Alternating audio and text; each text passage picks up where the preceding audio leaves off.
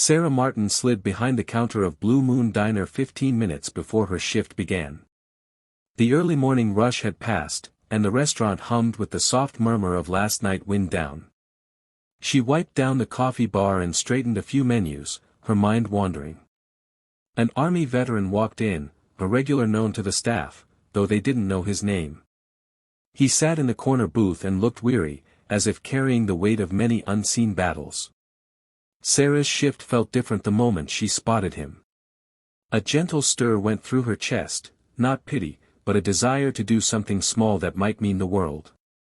Little did she know, he would change her that day, and every person who witnessed what came next. The breakfast rush came in waves, families seeking pancakes, college students grabbing coffee and toast, and businessmen in suits catching a quick bite. Sarah smiled and greeted each one, knowing most of their orders by heart. But her eyes kept drifting to the veteran in the corner booth. He sat straight-backed, silent, nursing a cup of black coffee. When the lunch break hit, Sarah headed to the kitchen to prepare a small bowl of soup, just something warm, comforting. She quietly set it on a tray and carried it to the veteran's table. "On me," she said softly, placing the bowl beside his coffee. He looked up, startled. "You don't have to do that." She shrugged. "I want to." He hesitated, his face forming the lines of inner turmoil. Finally, voice low, "I appreciate it." "Thank you." As Sarah retreated, she felt a flutter of hope. Maybe this small act would help. Later that afternoon, the veteran approached the counter to pay for his meal, every bite, every sip, for the day prior. Sarah recognized him as Jim Reynolds, a man in his early 50s with silver at his temples and a straight gaze that carried both kindness and regret. Before Jim could reach for his wallet, Sarah shook her head gently. "It was on me." Her voice was warm and steady. Jim froze, uncertainty in his eyes. Sarah pressed a gentle hand on his arm. "Just be well, okay? That's payment enough." Jim swallowed hard. He opened and closed his mouth, searching for words.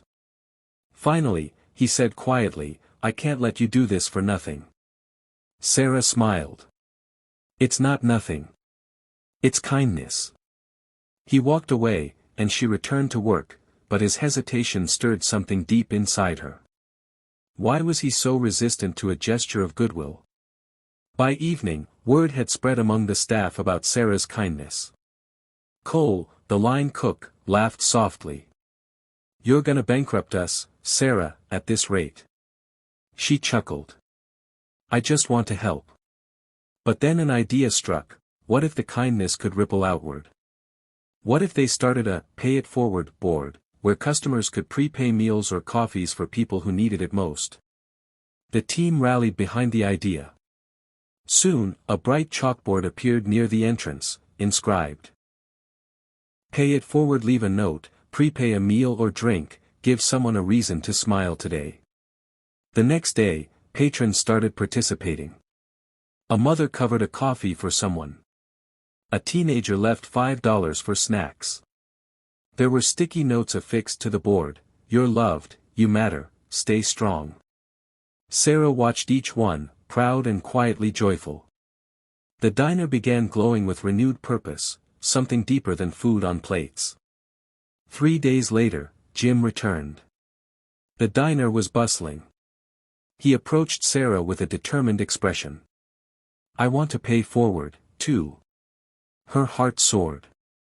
"That's the whole point." Jim reached into his wallet and pulled out a well-worn piece of notebook paper. He handed it across the counter. Sarah unfolded it. In careful handwriting, it read. "To the next person who's fighting more than you know, you've got this." He looked up, serious. "I want someone to have that when they need it most." Sarah fought back tears. "It's perfect." Jim paused. "Something else, too." He leaned closer. "I want to help." Over the next few days, Jim confided bits of his story to Sarah. He had served multiple tours overseas. When he came home, he couldn't find his place, not in the workforce, not with his family. PTSD haunted him. Some mornings it felt like he was walking through smoke, trying to find the way out. His struggles were invisible, and he thought he had nowhere to turn. But Sarah's gesture cracked a wall. Someone had seen him, reached out. The board made him feel seen again. Others cared. It reminded him he wasn't alone. Sarah listened, genuinely. She hadn't expected to step outside her role as waitress, but she realized something. Sometimes kindness isn't just warm soup, it's quiet attention, time, and presence. Together, they refined Jim's plan, volunteering at a local veteran support center, helping rebuild confidence in others the way the diner had reminded him of his own worth. With Sarah's encouragement and Cole's culinary talents, they partnered with a community veteran center north of town.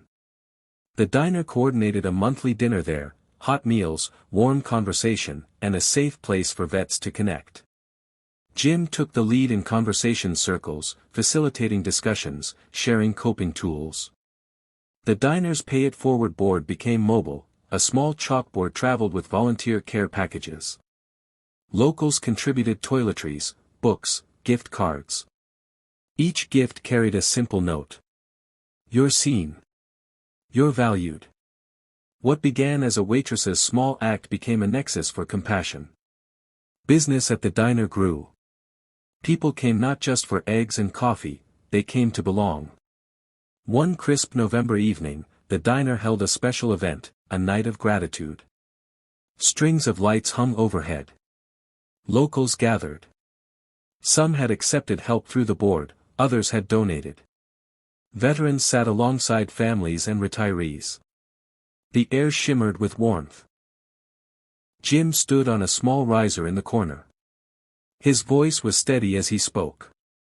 When Sarah first gave me that bowl of soup, he began, I didn't know if kindness still existed. I've lived with loss, with anger. I thought I didn't deserve help. But that moment changed me. A hush spread. Tears welled in Sarah's eyes. Jim continued, voice catching, that soup reminded me, I'm still here, still needed. I couldn't repay Sarah directly, but I had to share that gift. So here we are, together, helping each other heal. He signaled to the diners. On cue, paper notes were held high. Because of you, I'm still here. Your kindness saved a life. Be kind, always. The diner erupted in applause. Strangers wrapped one another in hugs. Many wept. Sarah stood rooted, overwhelmed. It wasn't just her act anymore, it was a collective miracle.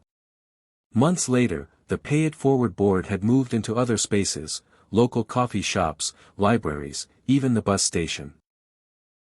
Other diners across town adopted the idea. Media coverage described it as a wave of kindness.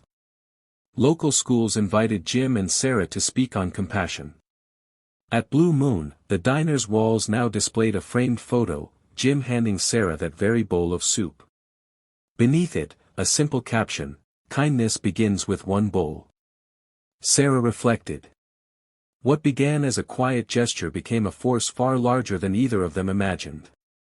Lives were touched, some healed, others inspired. Jim stood by her side, stronger and more centered. He'd found purpose again. And Sarah found that one simple moment of caring had the power to shift everyone's lives. On a bright spring morning, Sarah poured coffee for a shy student who looked like he might be homeless.